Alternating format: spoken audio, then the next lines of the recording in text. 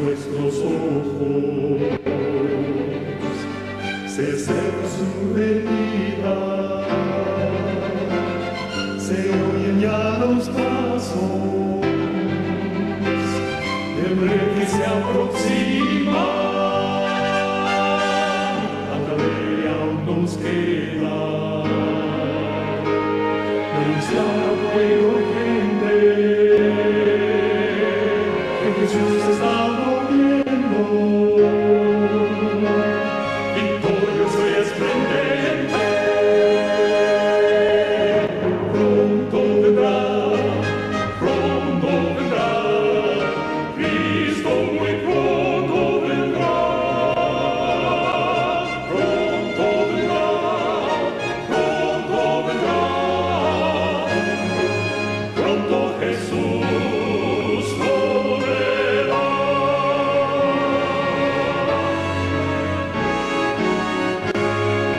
Pronto Jesús volverá. De Dios esté en vuestros corazones. Vamos a tener una oración para conversar con Dios, postrados ante el Rey de Reyes y Señor de Señores. Padre poderoso, gracias te damos por tu misericordia, por tu amor, que es nuevo cada mañana. Gracias, Señor, por dejarnos ver la luz de un nuevo día. Gracias por la salud. Gracias por los alimentos. Gracias por dejarnos vivir.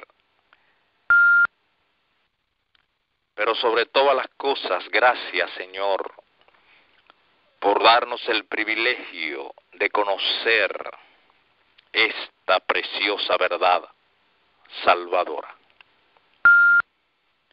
En este momento ponemos en tus manos, Señor, cada ministerio que está llevando las verdades de Dios a través de los maravillosos conflictos de los siglos. Ponemos también en tus manos a cada predicador que está allí llevando la verdad de vida para advertir al pueblo de Panamá y al mundo de las verdades que son presentes para este momento. Los ponemos en tus manos para que tus ángeles sean con ellos y que tu nombre quede ensalzado en aquel lugar. Asimismo, Señor, ponemos en tus manos cada hermano que escucha estas verdades, para que el poder de tu Santo Espíritu descienda en este momento y nos habilite para escuchar tu voz. Nos habilite para obedecer tu voz. Caer a tus pies en este momento, Señor, y vivir este día sagrado para tu honra y tu gloria. En el nombre precioso de Jesús, te lo imploramos. Amén. Saludos, apreciados hermanos y amigos, que estáis dispuestos a seguir a Cristo en sus pisadas. En este momento traemos un tema más. En el tema pasado tratamos el llamado divino, la ineludible entrega del yo. Sugerimos que se escuche este interesante tema, el cual nos permitirá comprender mejor el tema que vamos a tratar en este momento. El llamado divino, características de quien llama. ¿Quién es Dios? Apreciados amigos y hermanos, debemos tratar diariamente de conocer a nuestro Creador, que es el mismo Redentor. Oremos. Padre amado, te agradecemos la oportunidad que nos da de hablar de tu palabra. Te imploramos que nos unja con el poder de tu Santo Espíritu, tanto a quien va a exponer tu palabra, como a todo aquel que la va a escuchar, para que, imbuido de este Espíritu, podamos entender en su correcto significado las Santas Escrituras, esta lámpara que alumbra al mundo en oscuridad. Gracias, Señor, por escucharnos. En el nombre de Jesús lo imploramos. Amén. Bien, apreciados amigos y hermanos, vamos a tratar en este momento el llamado divino, características de quien llama. Es hora de elevar a Cristo ante el mundo de la forma en que verdaderamente debe ser presentado. La última demostración de su carácter de misericordia. Apreciados hermanos, conocer a Dios, aceptarlo en nuestra vida diaria y darlo a conocer de toda manera posible será el objetivo principal de cada verdadero hijo de Dios. Hay un principio en todas las escrituras inspiradas que debe ser comprendido. En el espíritu de profecía podemos leer que la justicia y la misericordia son hermanas gemelas. También lo podemos leer en la Biblia. ¿Podemos concebir la justicia y la misericordia de la ley como gemelas? Pareciera imposible, pareciera algo contradictorio, pero no lo es. No se pueden separar la justicia y la misericordia divinas. Son dos cosas diferentes, pero al mismo tiempo están identificadas unitariamente. Son inseparables en el concepto divino. Penosamente, las religiones de hoy en día separan estos dos atributos divinos. Veamos la cita inspirada. La tendencia del púlpito moderno consiste en hacer separación entre la justicia divina y la misericordia divina. Ah, mis hermanos y amigos, qué error. Vamos a leer aquí en el libro de San Juan, capítulo 3 y el verso 16. Allí hay un texto que la gran mayoría de los cristianos conocen, pero que pocos entienden. Es algo realmente paradójico. Porque de tal manera, ese de tal es algo infinito. Porque de tal manera amó Dios al mundo, que ha dado a su Hijo unigénito. O sea, no hay otro hijo que tenga esas características, por eso se le llama unigénito, único en su clase, para que todo aquel que en él cree, notemos qué profundidad No está hablando de obras, está hablando aquí de fe. Para que todo aquel que en él ejerce fe no se pierda más. O sea, está librando a todo el mundo, nótese, de la perdición. Pero añade, aparte de que te estoy librando de la perdición, te estoy obsequiando, te estoy regalando, alabado sea el nombre de Dios. Ah, mis amigos, realmente esto es algo profundo. El Señor, aparte de que nos libra, además de que nos libra de la perdición eterna, nos regala vida eterna. ¡Qué precioso! Apreciados amigos, la justicia y la misericordia de la ley de Dios se resume en una sola palabra: amor. ¡Qué bella palabra! Y qué expresión más amplia y más profunda del amor de Dios que aquella que se reveló en la cruz del Calvario. Podemos ver aquí en estas escenas cómo el poderoso Rey del universo, creador, como lo dice el libro de San Juan 1:1, porque por Él fueron hechas todas las cosas, y sin Él nada de lo que es hecho en el universo infinito fue hecho, porque Él es el creador. Hermanos queridos, este mismo creador, según lo dice el libro de San Juan, capítulo 1, es el mismo que cargó esa terrible cruz.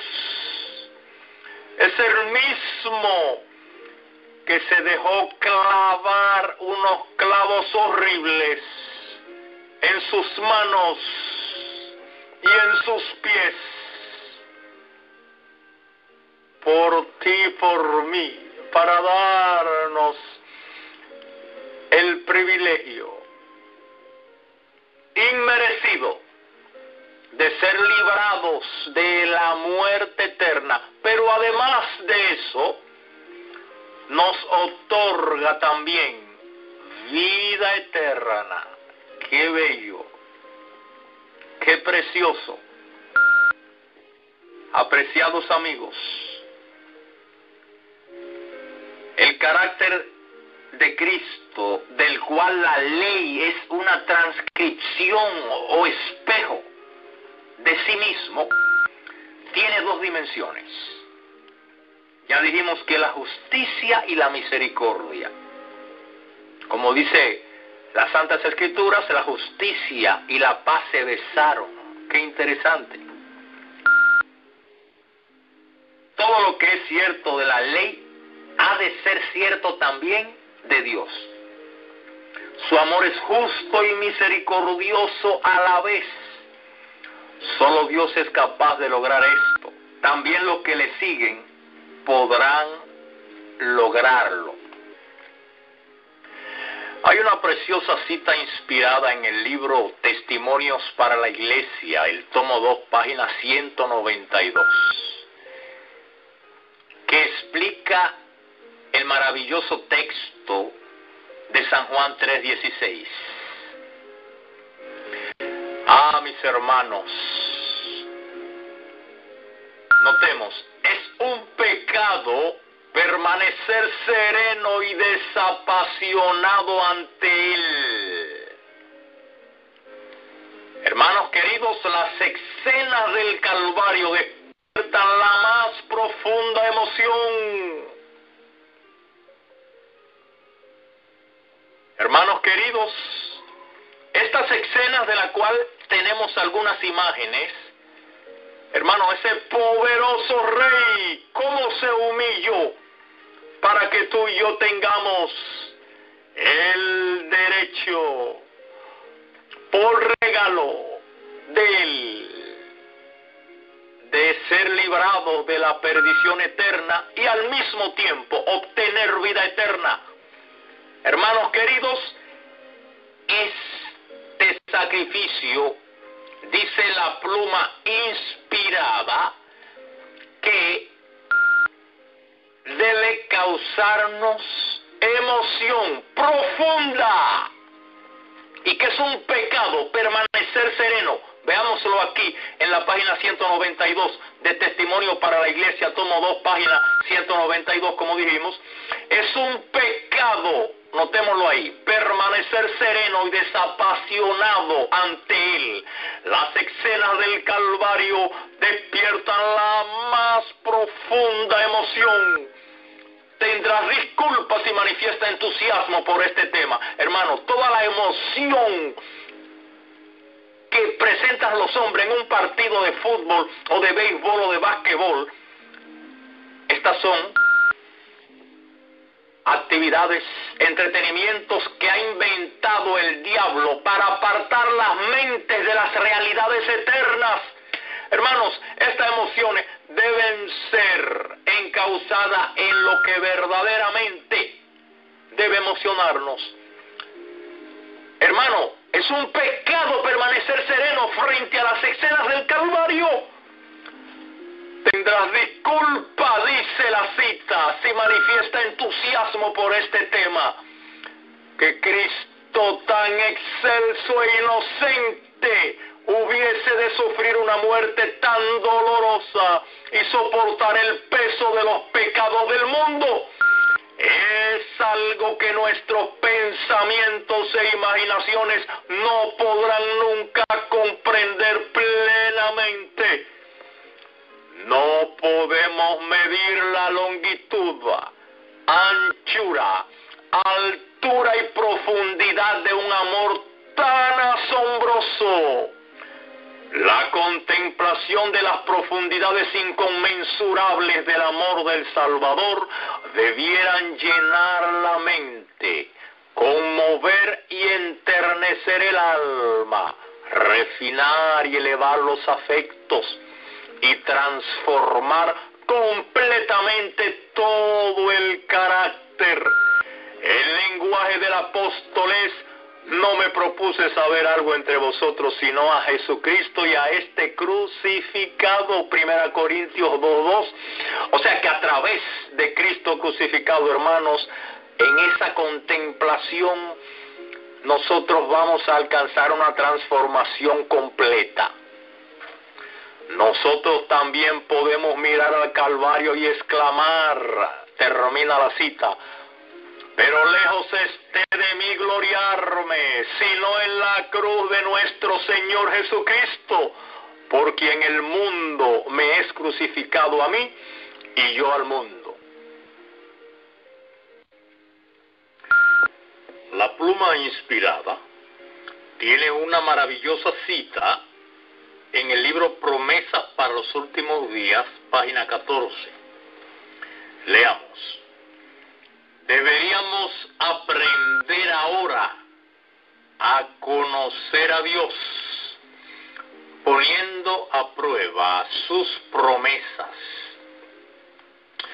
Apreciados hermanos y amigos, Dios es nuestro creador, nuestro sustentador. Por lo tanto, debemos nosotros conocerle. ¿Y cómo le conocemos? Estudiando su palabra con oración,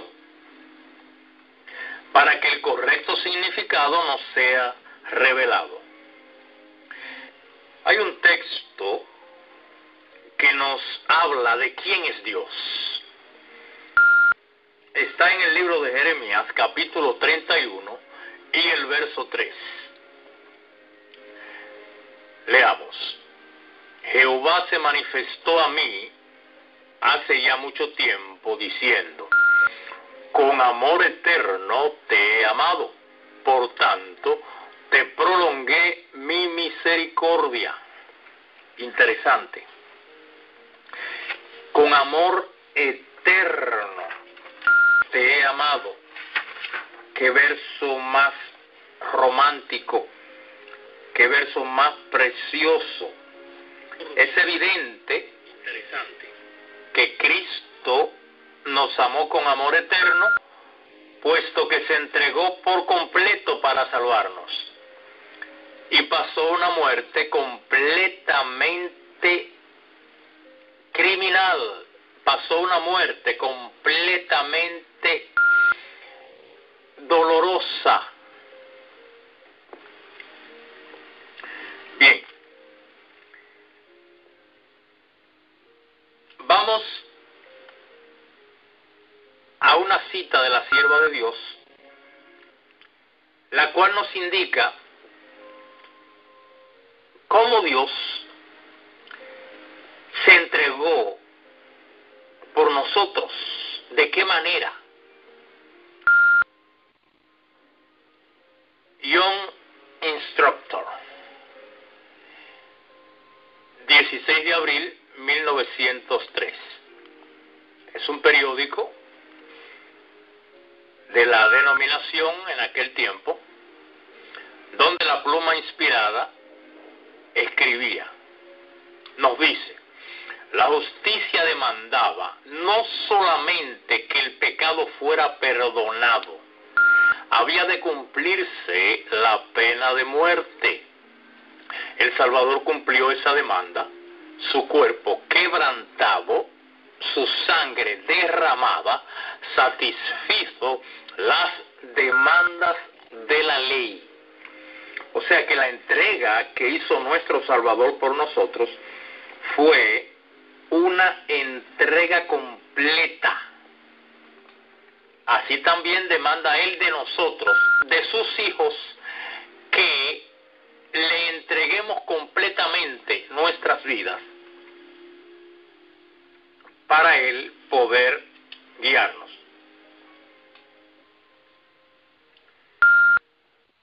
Hay una cita en el libro El deseado de todas las gentes, en la página 267, que nos habla de un requisito, de una condición, que si la cumplimos vamos a conocer a Dios mucho mejor de cómo lo conocemos. Notemos, dice: el corazón orgulloso lucha para ganar la salvación.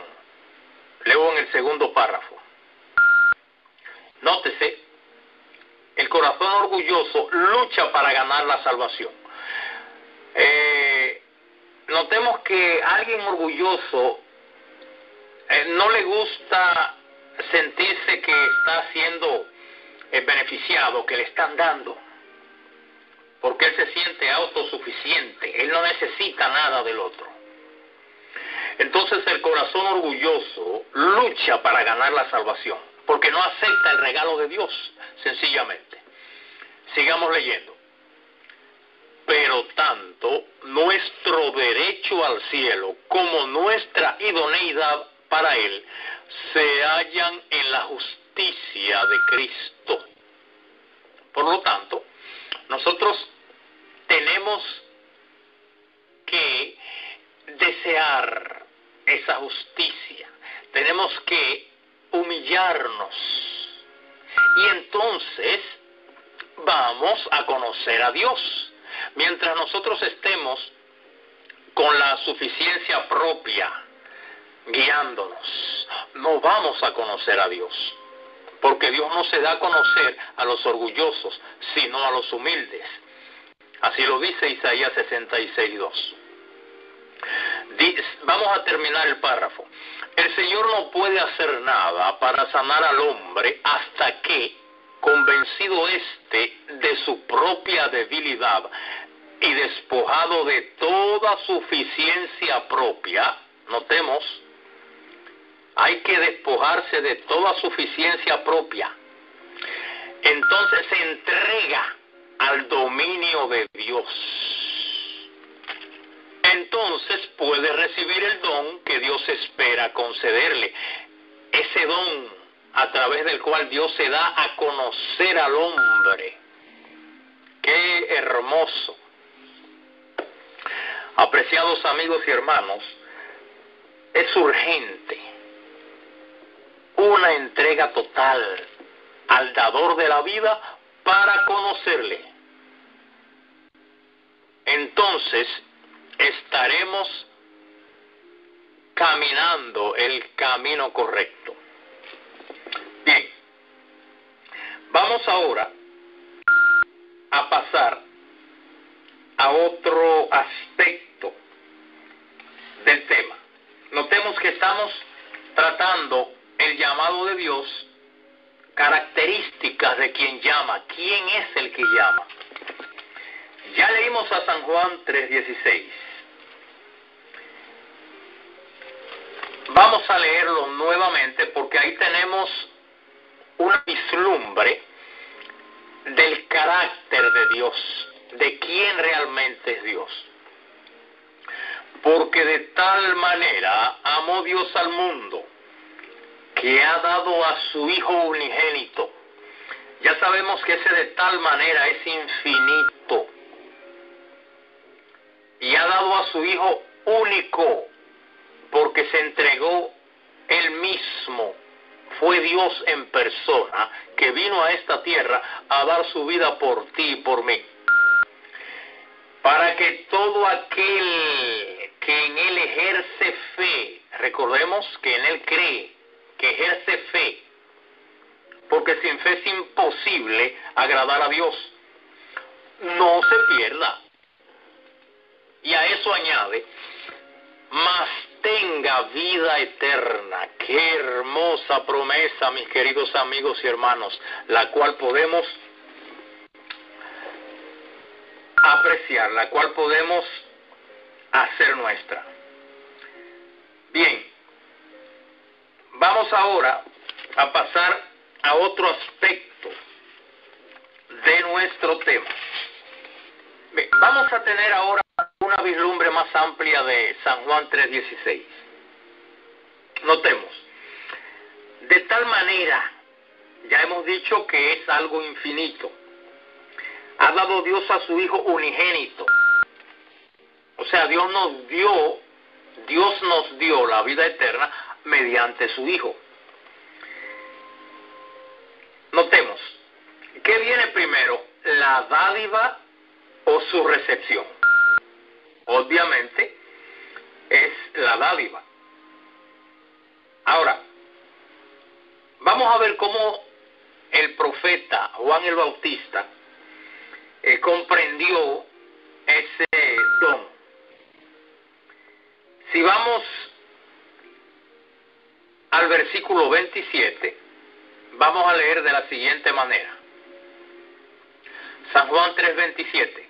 Respondió Juan y dijo: no puede el hombre recibir nada si no le fuere dado del cielo. Qué interesante.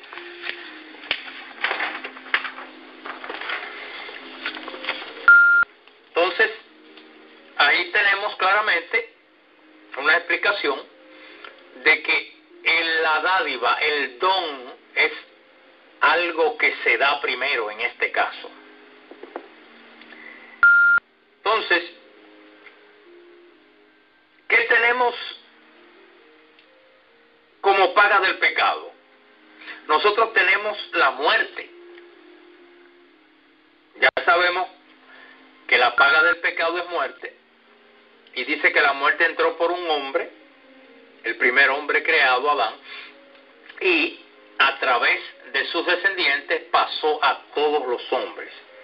Ahora, ¿qué nos ha dado Dios en lugar de esa muerte que heredamos de Adán? Hermanos, Jesús no nos salvó solamente de una muerte que deberíamos experimentar en el futuro, que es la muerte eterna. Jesús salvó al mundo de una muerte que el mundo debiera haber experimentado ya desde el pasado.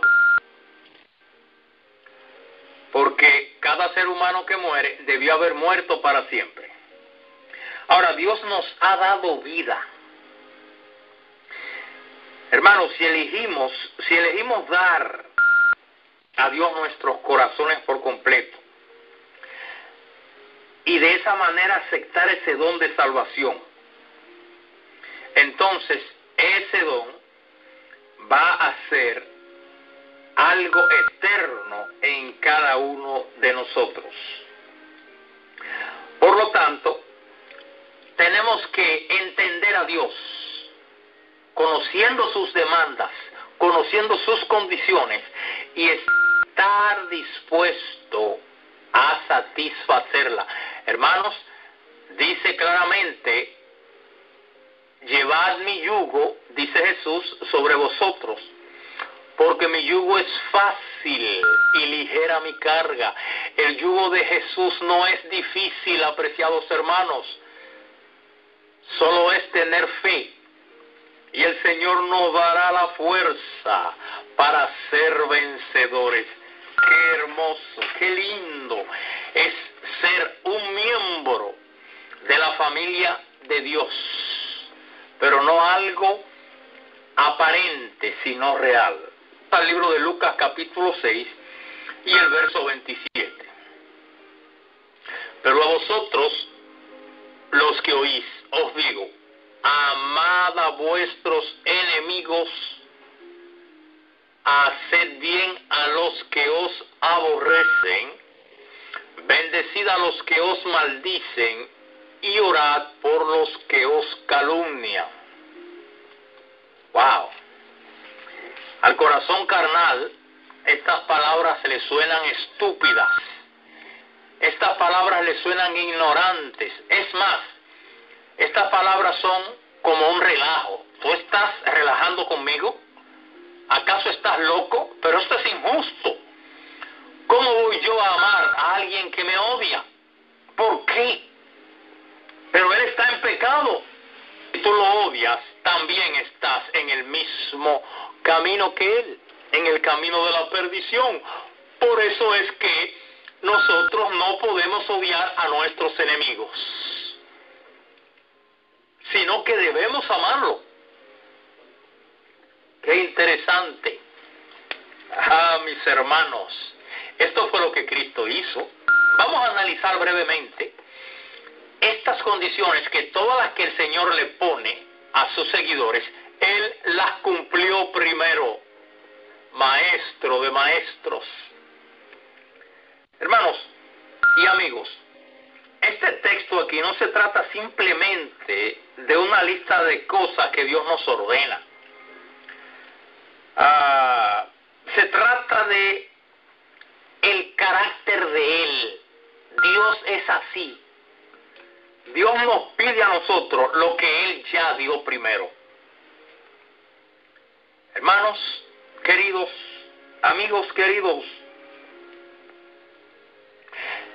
ese texto significa que si nosotros decidiéramos que a partir de ahora vamos a ser enemigos de Dios, el Señor nos continuaría amando, porque Él da el ejemplo. Evidentemente, cosecharemos los resultados, porque el que siembra mango va a cosechar. Y si usted decide odiar a Dios, pues usted va a cosechar el fruto de ese odio. Aunque Él lo siga amando, usted va a cosechar el fruto. Ahora, ¿por qué Dios nos está tratando de acuerdo con su carácter, no de acuerdo con el nuestro? Vamos a analizar qué significa justificación. Ya todos sabemos, ya lo tratamos en el primer tema, que cuando un pecador va arrepentido a los pies de Cristo, Él inmediatamente le imputa su justicia. Es la justicia que hace que un pecador tenga el derecho al cielo. Inmediatamente, ese pecador es vestido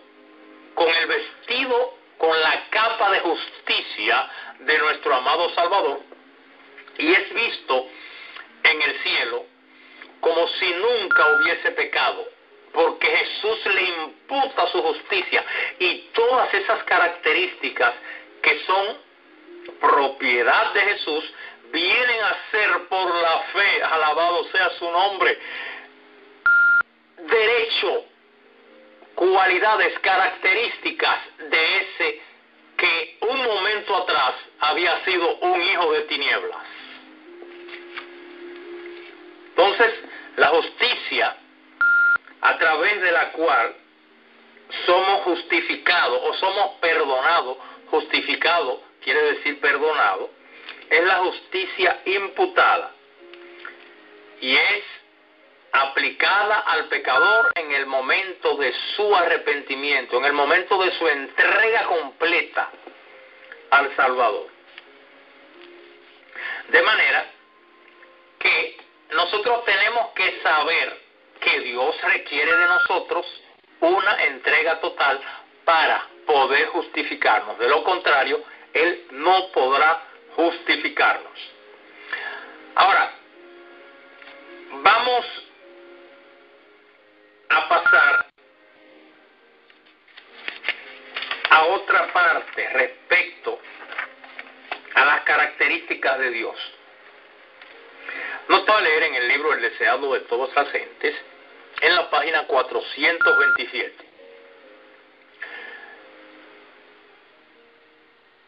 Los hombres aborrecen al pecador. Notemos aquí el contraste que hay entre las cualidades innatas, las cualidades inherentes del ser humano y las inherentes de Dios. Los hombres aborrecen al pecador. Por naturaleza el hombre aborrece al pecador. Mientras aman el pecado. Qué extraño. Cristo aborrece el pecado, pero ama al pecador. Ahora note la próxima oración. Tal ha de ser el espíritu de todos los que le sigan. Interesante, ¿verdad? De manera que todo aquel que aborrezca al pecador, mientras ama el pecado, es un hijo de tinieblas. Ahora, cuando alguien sigue los pasos del Creador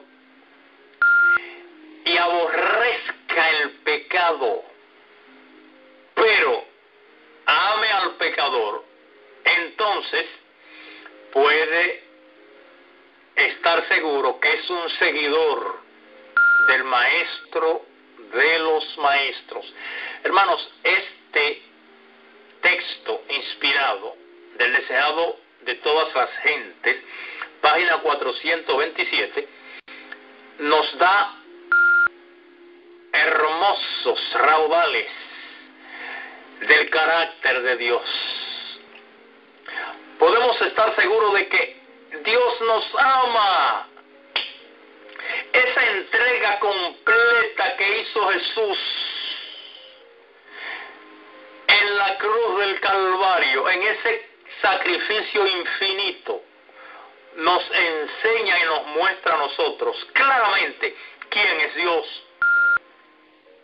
De manera que nosotros podemos confiar plenamente en los brazos de nuestro cuidador.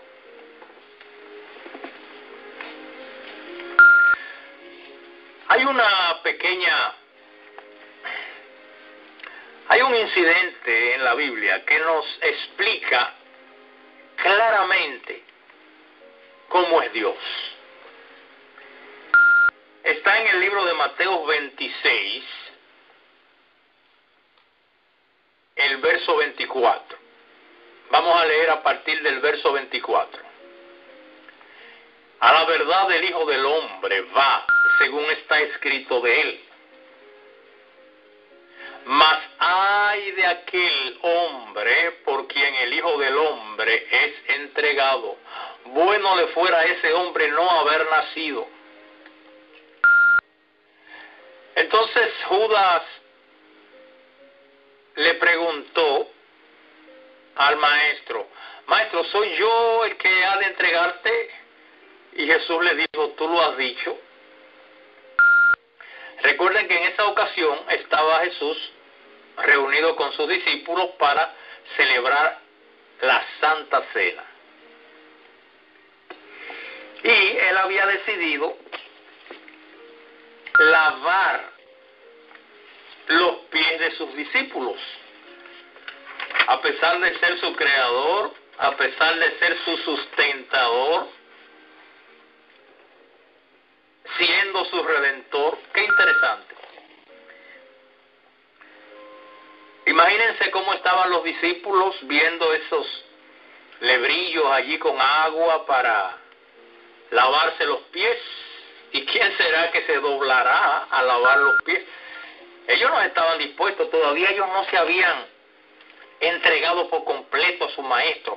Ellos no habían entendido la naturaleza de la entrega que el Señor le había ejemplificado.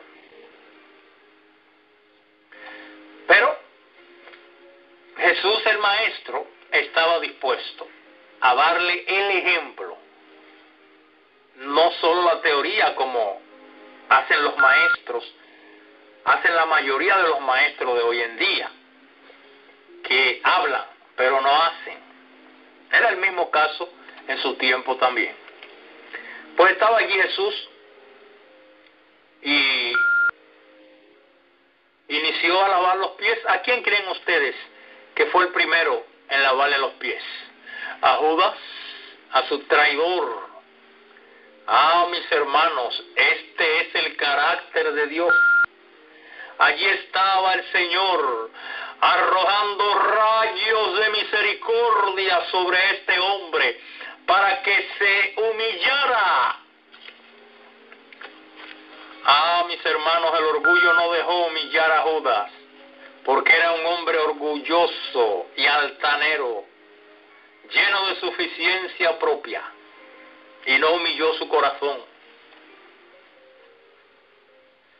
Hermanos, Judas se dio cuenta que Cristo sabía que él lo iba a entregar, y sin embargo vio la ternura y el amor con que lo trató. Así trata Jesús a todos los seres humanos, porque Él no hace acepción de personas. Alabado sea Jehová por su amor y por su misericordia. Otro hecho que hay en las Sagradas Escrituras nos muestran el amor de Dios, nos muestra el carácter de Dios. ¿Quién es Dios? Es la historia de Pedro, está en los 4 evangelios. La traición, la negación de Pedro hacia su maestro. Pedro estaba lleno de suficiencia propia, y cuando Cristo le profetizó a los discípulos que ellos le iban a negar, Él les replicó: aunque todos te negaren, yo no te voy a negar, porque yo soy un hombre fiel. Yo, notemos el yo. Ah, mi hermano,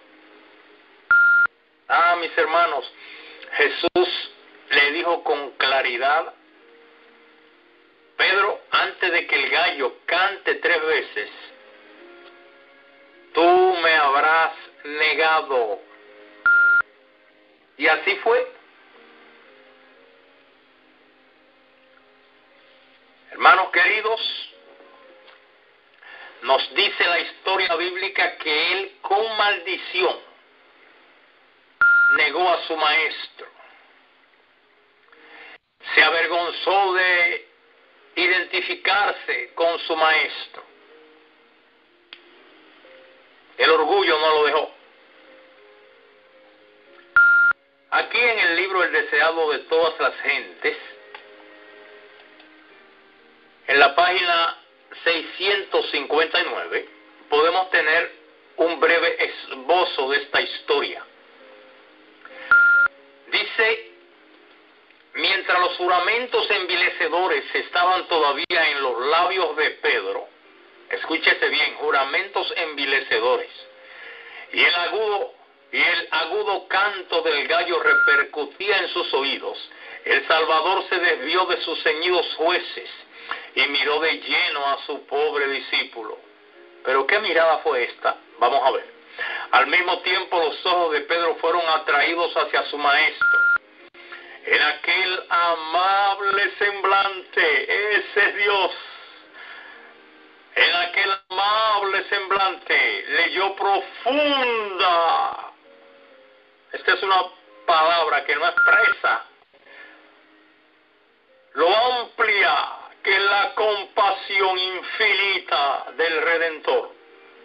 En aquel amable semblante leyó profunda compasión y pesar, pero no había ira. Mis hermanos, gracias a Dios que estaba allí Cristo y no uno de nosotros, porque uno de nosotros quizás hubiera respondido: oh Pedro, traicionero, no sirves, eres un farsante, y Pedro se hubiese perdido.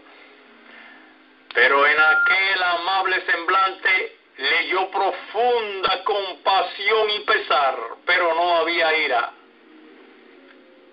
Al ver ese rostro pálido y doliente, esos labios temblorosos, esa mirada de compasión y perdón, su corazón fue atravesado como por una flecha. Mis hermanos, analicemos un poco el incidente. En esa mirada Cristo le ofrece el perdón. En esa mirada amorosa y compasiva, Cristo le ofrece, le da el perdón a Pedro. ¿Se había Pedro arrepentido? No. Él no se había arrepentido todavía, pero el Señor le regala. Porque el Señor, escúchese bien, no transforma al pecador para después perdonarlo. Él lo perdona para transformarlo. Gloria a Dios. El Señor nos da su perdón. Su perdón está ya acreditado a cada ser humano que quiera aceptar ese mérito. Nótese bien.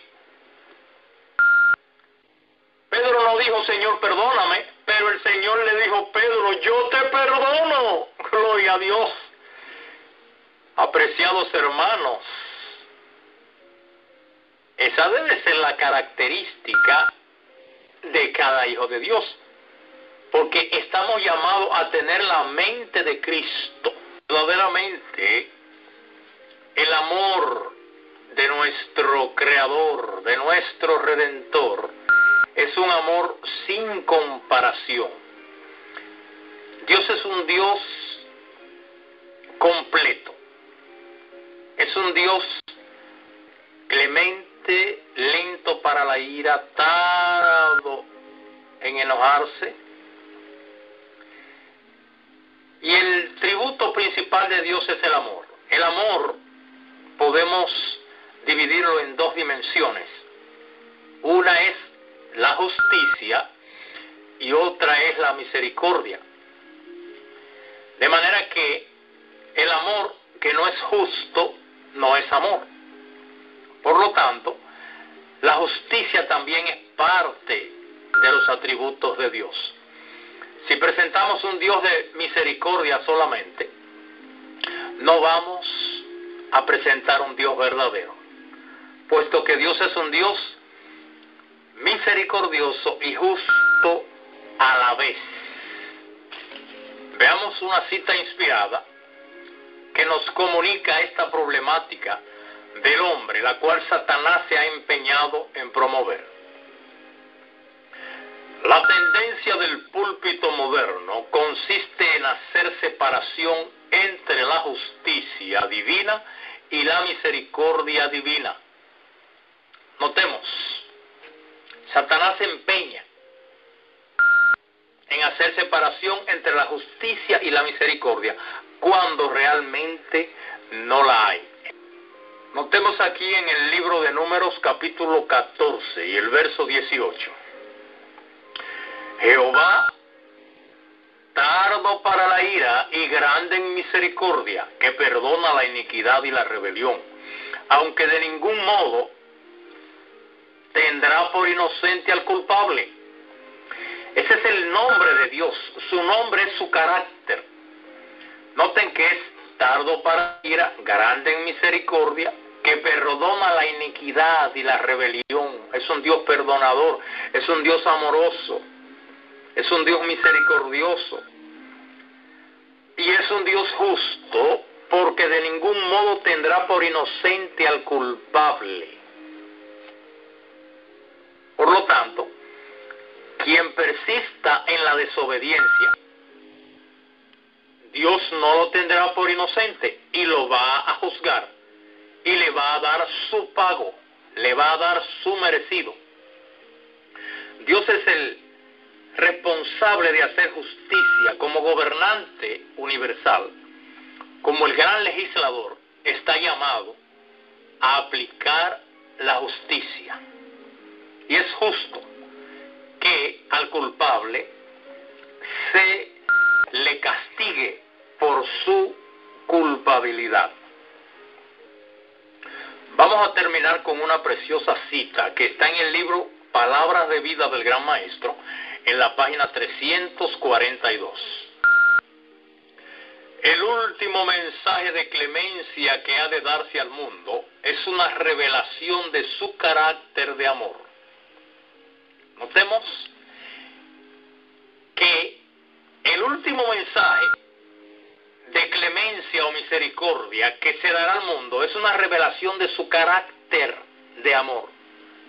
Por lo tanto, estamos llamados a ejemplificar el carácter de Dios en nuestras vidas, en dar a conocer al mundo y a todo el que nos rodea el carácter, la imagen de Dios a través de nuestro testimonio. Apreciado hermano, el tiempo se acaba. Jehová cuenta contigo que conoces la verdad. Estamos llamados a vivir la verdad. Y esto solo es posible mediante una vida de entrega completa diariamente. Como dijo el apóstol Pablo, cada día muero. Estamos llamados a cada día morir y dejar que sea Cristo el que resplandezca en nuestras vidas día por día. Es por ello que el Señor Jesús hace la invitación: venid a mí todos los que estáis trabajados y cargados, y yo os lo haré descansar. Hermanos queridos, es una invitación de amor. Pensamos que los que no conocen el mensaje de la verdad son solamente los que están trabajados y cargados. Pero el mensaje es también para todo aquel que profesa la verdad, pero que no ha puesto sus cargas sobre el Salvador. Esta cita, que se encuentra en varios lugares del espíritu de profecía, me llenó de asombro, pero es la verdad. Evento de los últimos días, página 172, también la tiene, aparte de Palabra de Vida del Gran Maestro en la 342.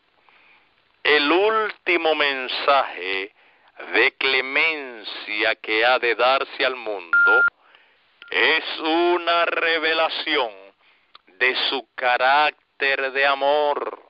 Hermanos, Cristo nos dio el ejemplo.